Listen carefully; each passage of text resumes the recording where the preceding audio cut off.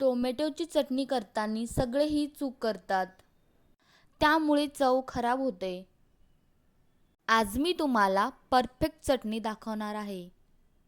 ही चटणी इतकी चविष्ट लागते की भाकरी, पोळी, डोसा सगळ्यांसोबत खाल्ल्या जाते. ही रेसिपी कुठेही स्किप करू नका, शेवटपर्यंत व्हिडिओ बघा. सर्वात आधी इथे 4 ते 5 टोमॅटो घ्यायचे आहेत. आधी धुवून घ्यायचे आहे स्वच्छ पाण्याने. त्याच्यानंतर टोमॅटो कट करून त्यामधलं बी काढायचं आहे. नंतरला टोमॅटो धुवायचे नाही, अगोदर टोमॅटो धुवून घ्यायचे. बारीक पीसेसमध्ये कट केल्यानंतर टोमॅटो कधीच नाही धुवायचे. एक सिक्रेट सांगायचं म्हणजे टोमॅटो कट केल्यानंतर कधीच नाही धुवायचे, अगोदर धुवून घ्यायचे मग कट करायचे. त्यामधलं पूर्ण बी काढायचं. व्हिडिओमध्ये दाखवल्याप्रमाणे तुम्ही अशा पद्धतीने बी काढून घ्यायचं. त्याच्यानंतर छोटे छोटे पीसेसमध्ये कट करून घ्यायचं. त्याने भाजीला टेस्ट छान येते. सगळे हे चूक करतात, टोमॅटो कट केल्यानंतर धुवून काढतात. त्याच्यानंतर मीडियम साईजचे 2 कांदे घ्यायचे आहे आणि मीडियम पीसेसमध्ये कट करायचं आहे. व्हिडिओमध्ये दाखवल्याप्रमाणे असं कट करून घ्यायचं आहे.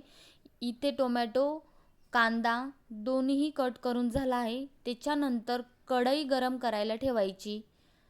2 ते 3 चम्मच तेल टाकायचं क्वांटिटीनुसार.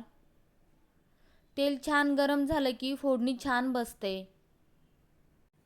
त्याच्यानंतर आपण इथे तेल गरम होईपर्यंत मसाले काढून घेणार आहेत. इथे मी धने पावडर, हळद, गरम मसाला, मिरची पावडर आणि एव्हरेस्टचं लाल तिखट पूर्ण मसाले काढून झाल्यानंतर इथे आपलं तेल गरम झालं आहे. त्याच्यानंतर 1 चम्मच मोहरी छान तडतडली की 1 चम्मच जिरा. व्हिडिओ कुठेही स्किप करू नका, मी एक सिक्रेट ट्रिक सांगणार आहे. त्याच्यानंतर कांदा छान गोल्डन होईपर्यंत परतत राहा. जास्त फ्राय करू नका, लाल होऊ द्यायचा नाही कांदा. त्याच्यानंतर काढलेले मसाले ते छान व्यवस्थित मिक्स करून घ्यायचे. मिक्स झाल्यानंतर बारीक कट केलेले टोमॅटोचे पीसेस ते टाकून द्यायचे त्याच्यामध्ये. अजून इथे एक सिक्रेट सांगायचं म्हटलं तर कांदा जास्त लाल होऊ द्यायचा नाही, थोडासाच गोल्डन कलर होईपर्यंतच परतून घ्यायचा. त्याच्यानंतर चवीनुसार मीठ. एक सिक्रेट टिप सांगायची म्हटलं तर मध्ये थोडी साखर टाकली आहे, त्याने चटणीची चव परफेक्ट बॅलन्स होते. 5 ते 6 मिनटं शिजू द्या. तुमची झणझणीत आणि परफेक्ट टोमॅटोची चटणी तयार आहे. ही चटणी एकदा कराल तर परत परत खाल.